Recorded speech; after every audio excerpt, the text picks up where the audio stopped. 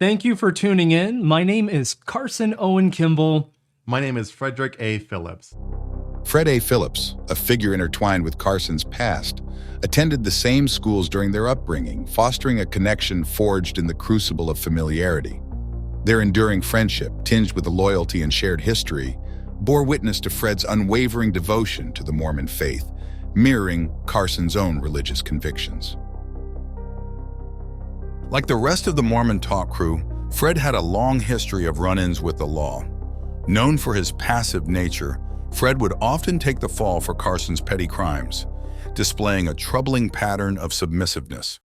When you're isolated by yourself and you're eating, maybe gluttonous foods, and you're not in distance with any of your family or friends, like even if you're playing a game that has an online chat feature and you just disable that and you're just isolating yourself, you start to become so disconnected with reality that things start to become indistinguishable from what's real and what's fake. We get so caught up in these virtual worlds that it literally just can shatter your soul. And Fred would know this firsthand. For the majority of his time, Fred was deeply involved as a moderator on numerous Discord servers focused on binge eating. He was notorious within these online communities for holding a Guinness World Record for eating the most pizza slices in 1 hour.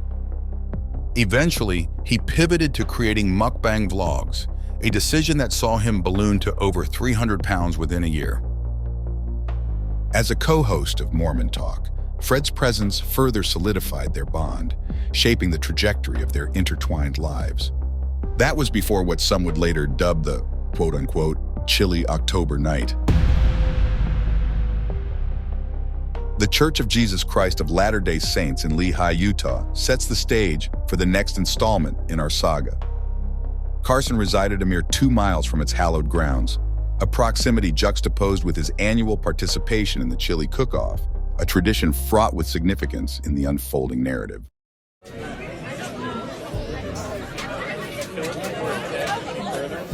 So what do you rate it? It's a nice spice, nice and warm.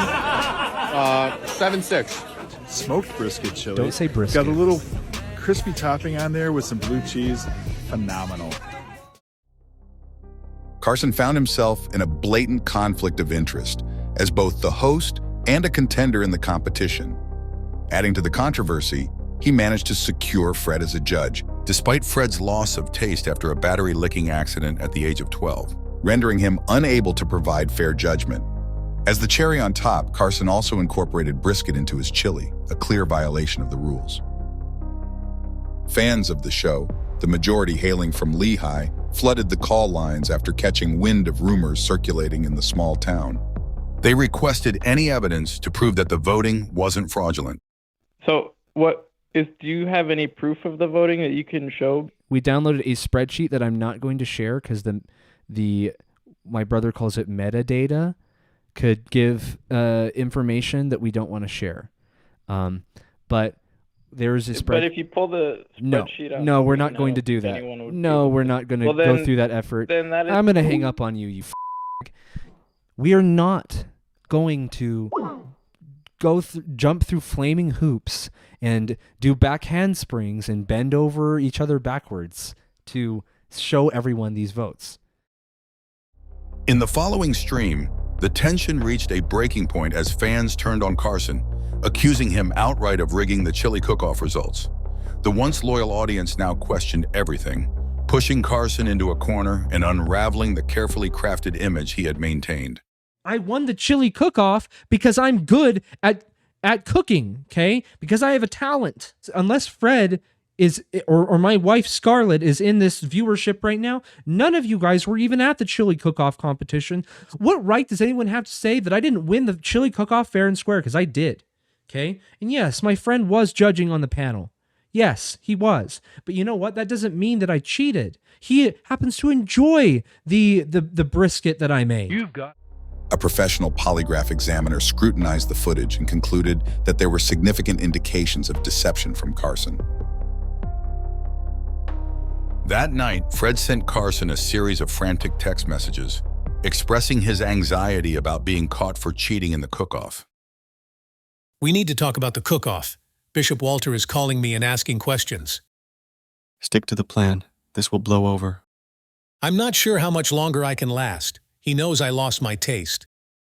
Keep quiet or watch your back. Shortly after, Fred went to bed for the last time. When the police arrived, they found the house ransacked and Fred's body discarded in the forest behind the property. Despite the absence of physical evidence, the chilling text messages pointed directly to Carson, implicating him in ways that were impossible to ignore. The following day, Carson hosted an episode of Mormon Talk, where he made only a brief statement before saying nothing more about the situation. Fred is dead. Okay? Fred is dead. Fred is not alive. The FBI swiftly intervened, creating a task force to watch Carson's every move. They obtained a covert warrant to monitor his internet activity and search his private server, uncovering deeply disturbing findings that intensified their suspicions. Investigators unearthed over 3.2 terabytes of furry porn on Carson's private server. A shocking discovery given that he had authored a book titled Window to His Love, in which he vehemently expressed his disdain for those who dressed in such a manner. Carson has gone into great lengths to prove that he's not a furry and to show you guys, but it's like you don't even care. You just want to, call him a depraved, individual when he's not. If I were a furry, why would I, as an author, write it. so explicitly against furry culture and basically condemn it in very clear terms? Why would I do that? Further investigation revealed that Carson, despite his public denouncements, regularly attended furry conventions annually, accompanied by his co-host and secret lover, Brett O'Call. In addition to his staggering collection of furry porn, Carson was also in the midst of writing an autobiography titled I Did It, which alluded to his alleged crimes without providing a full confession. In the book, he ominously stated, "When a person whacks someone off, they tend to leave clues everywhere. Not me, though. I'm completely clueless." The FBI delved into Carson's search history and uncovered several alarming purchases made prior to each whacking off. Among these were gloves, hefty bags, and a 55-gallon drum of lube. Carson had inexplicably spent over $1,800 on the lubricant, leaving investigators to speculate on its sinister purpose. Ironically, he could have saved money by using today's sponsor, Honey, the browser add-on that finds coupons with just one click. Sign up now using the code Carson is guilty to receive an additional 5% off your next purchase. Late one night, Carson initiated a live stream from his phone, his voice low and tense as he spoke briefly about Fred's funeral. The atmosphere was eerie, the details vague, but the timing of his stream raised unsettling questions. Did Carson poison the funeral chili cook-off? There's a lot of difficult things happening in the world. There's a lot of scary things happening even. This is the cultural hall of a stake center. And today was the funeral of someone very dear to me. You see, during the funeral, it was a funeral slash chili cook-off.